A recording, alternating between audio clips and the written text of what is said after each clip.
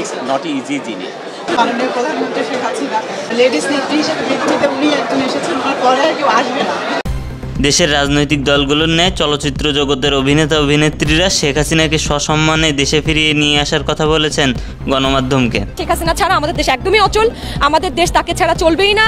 বর্তমান সময়ের জনপ্রিয় অভিনেত্রী বর্ষা জানিয়েছেন বাংলাদেশের নারী নেত্রী হিসেবে শেখ হাসিনার গুরুত্ব অপরিসীম। বাংলাদেশে এ ধরনের নেত্রী আর কখনোই তৈরি হবে না বলে তিনি মন্তব্য করেন।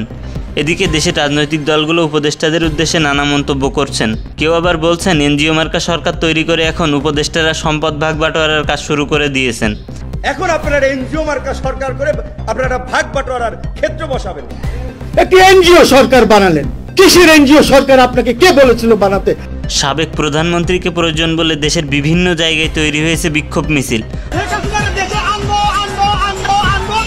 অন্যদিকে এক ভিডিওতে দেখা যায় সমন্বয়কদের গাড়ি ভাঙচুর করেছে কিছু পাবলিক, যা রীতিমতো ভয় ধরিয়ে দিয়েছে উপদেষ্টাদের মনে। গাড়ি ভাঙচুর সহ উপদেষ্টাদের উপর হামলা করাকে আপনি কি সমর্থন করেন? জানিয়ে দিবেন কমেন্টে।